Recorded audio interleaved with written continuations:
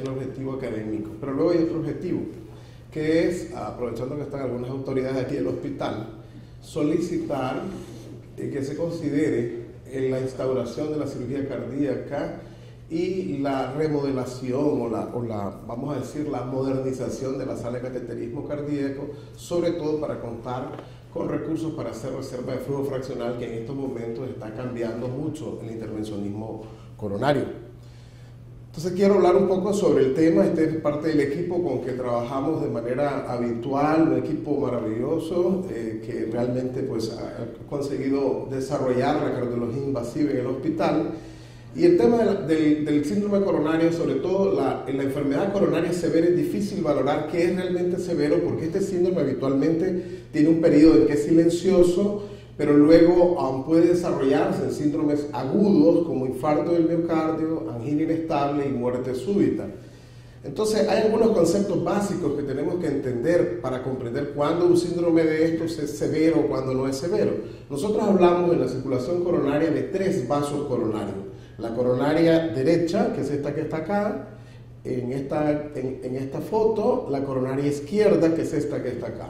Esos son los 3 vasos coronarios. Hay ramas, pero normalmente cuando nos referimos a enfermedad de un vaso, 2 o 3 vasos, nos estamos refiriendo a la coronaria derecha, a la descendente anterior o a la circunfleja, que son del territorio izquierdo. Y esta es la representación gráfica que hay de estas arterias, y esto es lo que nosotros habitualmente buscamos, conocer la anatomía de estos vasos para establecer la severidad de la enfermedad. Tenemos un concepto que ahora viene siendo superado, que es el concepto de severidad de las lesiones en base a la reducción luminal. En general, en los vasos coronarios hablamos de lesiones severas si hay una obstrucción que condiciona más del 70% de reducción luminal, y en el tronco de la coronaria izquierda si es más del 50%. Y en base a esto decidimos habitualmente si el paciente amerita o no un proceso de revascularización. Sabemos de que esta valoración es una valoración solamente luminal y que tiene algunas dificultades, sobre todo cuando se trata de evaluar de manera comprensiva a estos pacientes. Por ejemplo, acá vemos una coronaria derecha con diferentes lesiones, y vemos acá en el tronco de la coronaria, la descendente anterior acá con algunas lesiones, la circunfleja con otra lesión, etc. A veces da la impresión de que tendríamos que reparar cada una de estas placas, sin embargo hay que hacer una valoración concienzuda sobre la verdadera significancia de cada lesión. La luminografía que nosotros hacemos como angiografía coronaria tiene múltiples limitaciones, como les decía. Fíjense que acá se ve el esquema de una arteria coronaria prácticamente sin enfermedad. Aquí comienza a ver la enfermedad de la pared y pueden ver que la luz del vaso sigue siendo bastante parecida. De manera que no se extraña que les mandemos un paciente que digamos que tiene unas arterias coronarias angiográficamente normales, pero que tenga mucha enfermedad coronaria que se puede demostrar con otros métodos. Entonces, el tema es cómo vamos a revascularizar las enfermedades severas. Vamos a ver 3 aspectos, dependiendo de la parte clínica, los aspectos cuando la enfermedad es estable o cuando es aguda. Los aspectos anatómicos, también algunos aspectos fisiológicos y por supuesto los aspectos socioeconómicos que en nuestro país son muy relevantes y que en muchos lugares del mundo son relevantes. Un paciente puede tener una isquemia moderada, pero no tener acceso a la revascularización, y eso se convierte realmente en una enfermedad severa para este paciente. Bueno, ese es un ejemplo. Este es un amigo mío que le hicimos un cateterismo cardíaco y solo tiene un ostium coronario, solo tiene el tronco, y de ahí se deriva toda la circulación de la circunfleja, la descendente anterior y la coronaria derecha. Entonces, pudiéramos decir, ¿enfermedad de un vaso en este paciente es leve? Pues no, obviamente que no es leve, ¿verdad? Como pueden ver, la anatomía coronaria y la toma de decisiones en relación al corazón siempre son temas difíciles, y no lo digo yo, el profeta Jeremías ya lo venía diciendo. Fíjense que decía él, el corazón es lo más complejo y es perverso. ¿Quién puede conocerlos? Así que los cardiólogos no tienen que estar muy preocupados si no terminamos de entender a este órgano maravilloso. En los casos agudos, vamos a ver, en los casos agudos el paciente llega bien por un infarto con elevación del segmento ST, como el que está representado arriba en el electro, o bien sin elevación del ST. En los dos casos, sobre todo en casos con elevación del ST, definitivamente la intervención coronaria percutánea es el método de elección en cualquier tipo de paciente si se dispone de esa facilidad. No así en el infarto sin elevación del ST, donde se puede diferir la llegada a la sala de cateterismo y la técnica de revascularización. Estos son casos del hospital. un hombre con una oclusión completa de la coronaria derecha. Luego, una vez que se ha pasado la guía, se observa una lesión acá que ocasionó la ruptura y la formación de placa, y luego después del implante de un stent con una reperfusión bastante buena en un tiempo relativamente corto. Este es otro paciente de 39 años de edad con una lesión acá en la descendente anterior, en la parte media, y luego después de una revascularización. Este paciente lo vi hace poco y realmente no tiene datos de secuelas secundarias de infarto porque se logró intervenir en los tiempos apropiados. Visto así, la intervención coronaria percutánea en el terreno agudo tiene un consenso universal de que es efectiva y nadie discute. Miren, por ejemplo, cuando se hacen evaluaciones críticas sobre si el procedimiento es apropiado, en intervención aguda tenemos una tasa de 98.6 de coincidencia de que es apropiado enviar al paciente a la sala de cateterismo. No así en el caso no agudo. En el caso no agudo, en el caso que el paciente se encuentra estable, vamos a hablar de que hay valoraciones de que el beneficio puede ser cierto y puede no ser apropiado. Y esto no es solamente con nosotros, sino en todo el mundo. Ahora, ¿qué vaso revascularizamos en el caso agudo? Dos opciones. Universalmente, el vaso encargado del infarto. En la práctica, a veces sucede de que eso no es posible saberlo con certeza. Por ejemplo, si tenemos lesiones de la circunfleja o de la coronaria derecha simultánea, que ninguna de ellas da apariencia de ser agudamente rota, entonces en estos casos a veces tenemos que revascularizar en ambos territorios. La tendencia ha venido fluctuando. En algún momento se insistía mucho en solo la lesión culpable. Luego apareció evidencia para revascularizar también los otros vasos. En la actualidad, con los últimos datos del Europeo de Cardiología, la tendencia es revascularizar lo más que se puede en el momento agudo. De manera que en algunas ocasiones nos van a ver haciendo 2 o 3 vasos en el paciente con infarto agudo y en otras ocasiones 1. En el shock cardiogénico, lo universal es meter todos los stents que se puedan, porque ahí la mortalidad es del 75%. Recordamos el primer caso de cateterismo que se hizo en el Hospital Metropolitano, un shock cardiogénico, le pusimos 6 stents. 2 o 3 días después el paciente falleció, pero la obligación era revascularizar todo lo que se puede revascularizar en ese contexto. Bueno, en el paciente estable hay que tomar en consideración que el tratamiento de revascularización tiene como intención mejorar calidad de vida y síntomas, y también mejoría del pronóstico.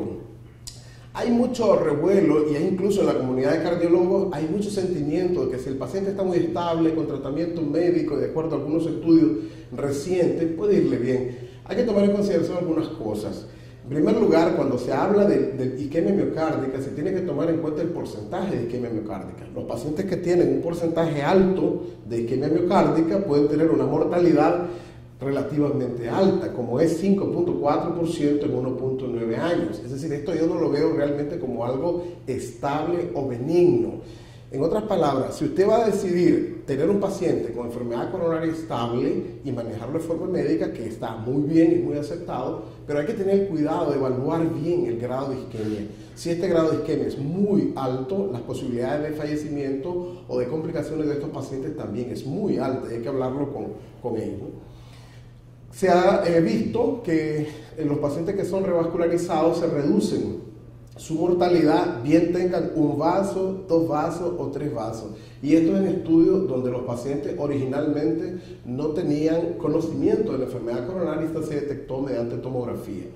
También se ha visto que utilizando cualquiera de las dos formas de revascularización, bien quirúrgica o por intervencionismo, se encuentran más o menos mucha similitud entre las tasas de muerte e infarto del miocardio en ambas técnicas. Sin embargo, es necesario tener una herramienta que permita seleccionar a los pacientes bien para cirugía de bypass o bien para intervencionismo cuando se trata de enfermedad compleja de múltiples vasos con múltiples lesiones. Y una herramienta es el score de Syntax.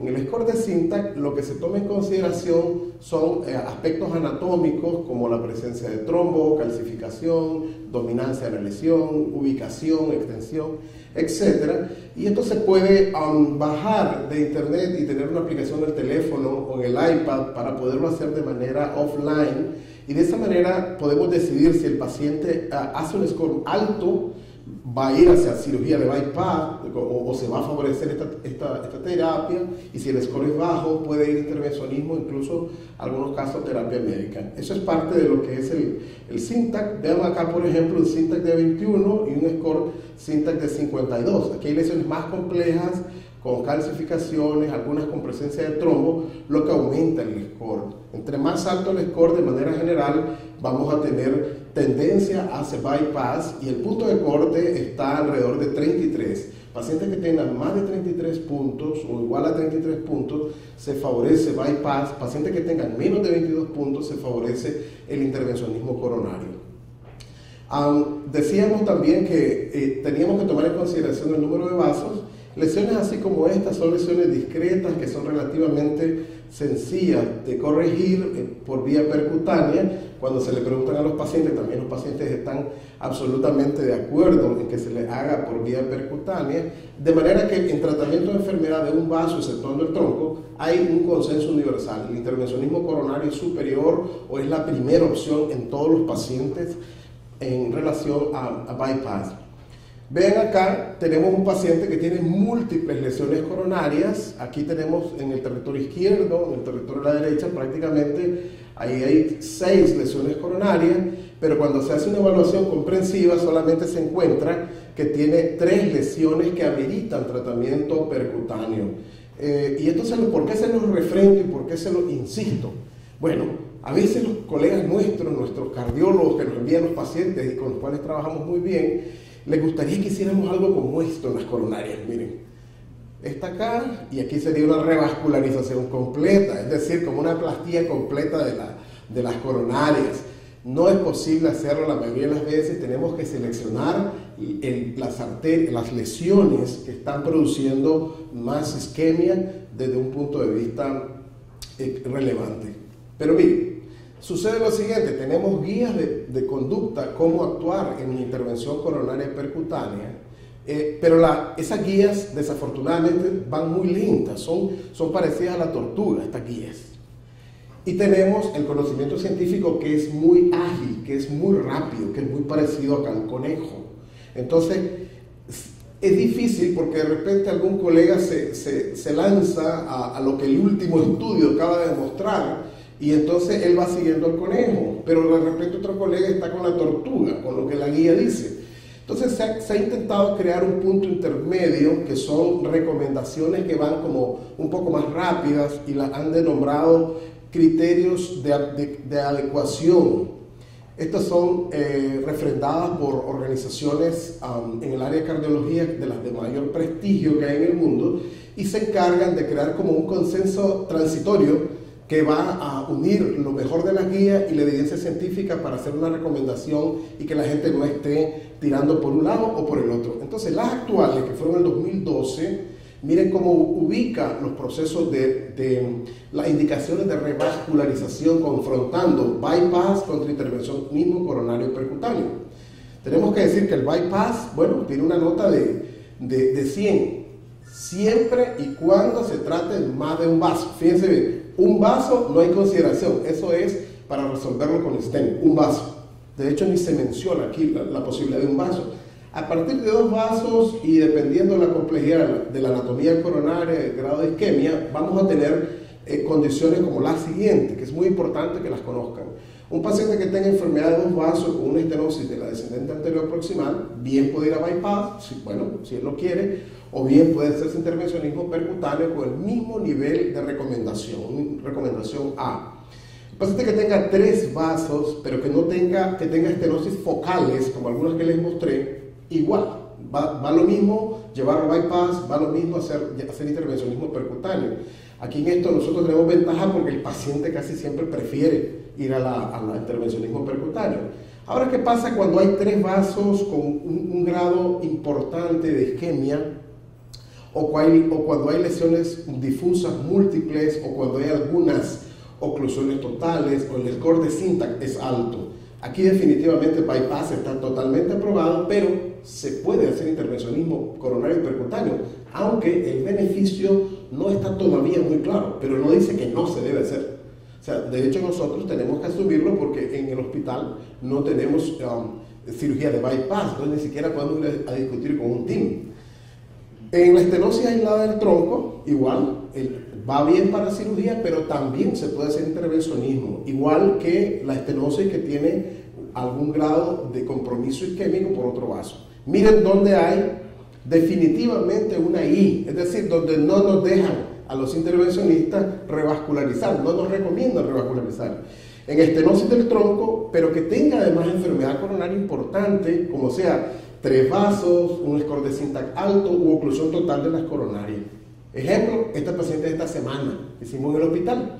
Este paciente, pueden ver acá, este paciente tiene una enfermedad de tronco, pero aparte tiene un aneurisma al final del tronco, donde se originan todos los vasos coronarios del izquierdo, tiene lesiones de la circunfleja, tiene lesiones de la descendente anterior, etc.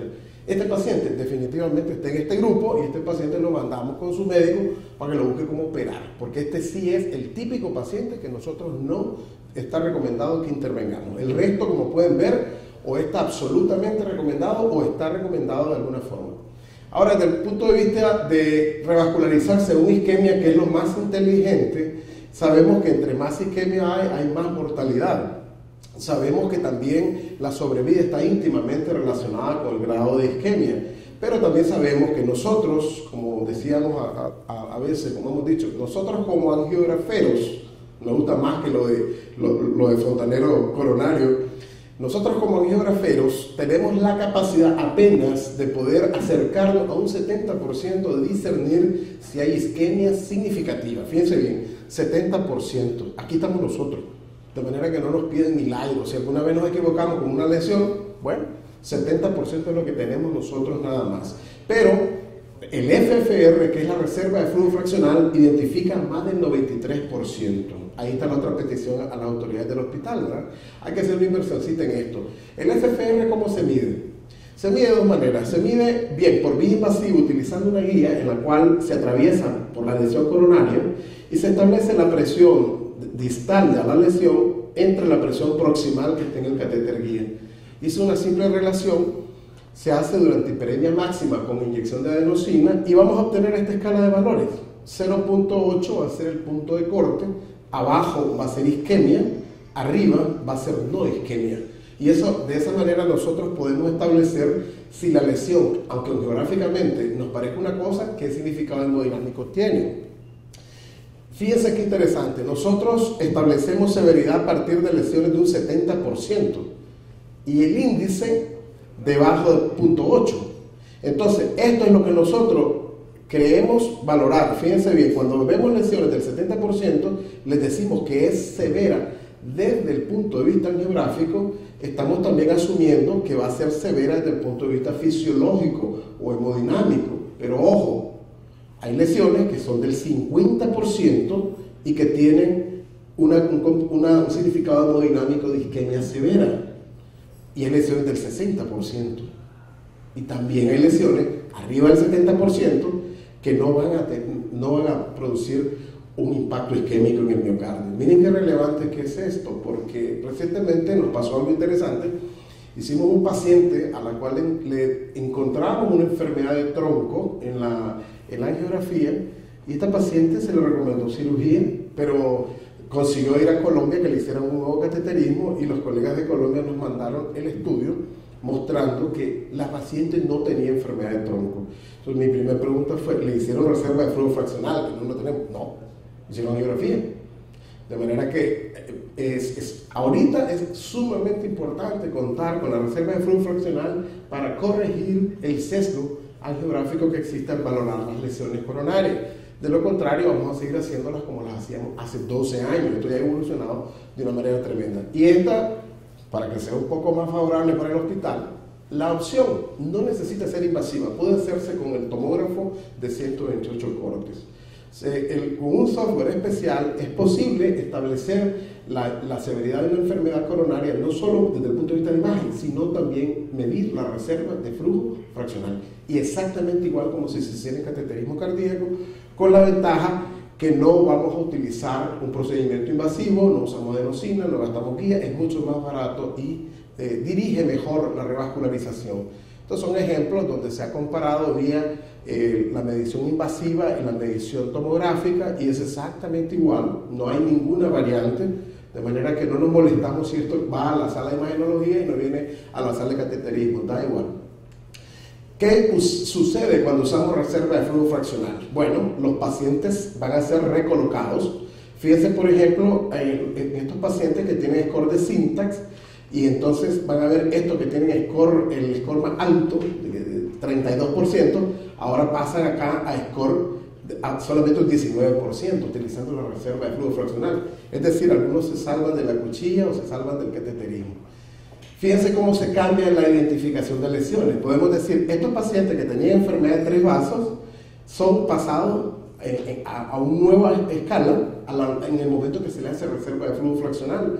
Por ejemplo, vemos cómo van a desaparecer la enfermedad de 3 vasos. Vamos a ver cómo desaparece acá, cómo se modifica del 34 por 45%. Es decir, prácticamente más de la mitad son reclasificados de enfermedad de 2 vasos a 1 vaso. O sea, esto es extraordinario. Estrategia en cuanto a tratamiento de revascularización. ¿Cuánto cambia la reserva de flujo fraccional? Casi la mitad, 43%. Pueden ver acá, un paciente que se escogió previamente para hacer la intervención coronaria, entonces se tuvo que cambiar después de la reserva 56% de ese grupo de pacientes.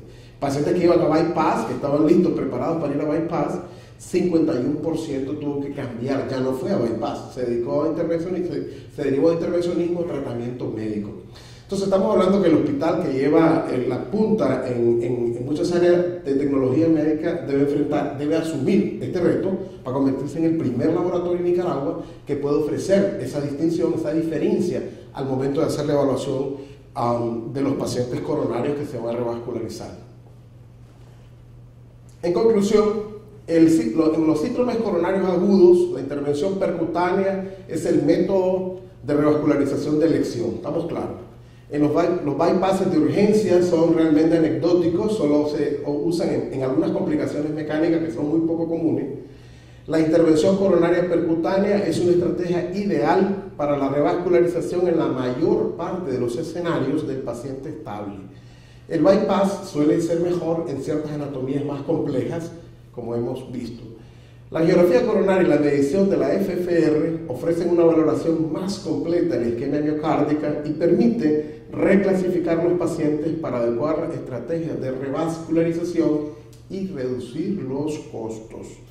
Lo que quería compartir con ustedes, recordándoles que este domingo es el Día Mundial del Corazón y espero que ustedes estén en un proyecto también de cuidar el propio corazón. Muchas gracias.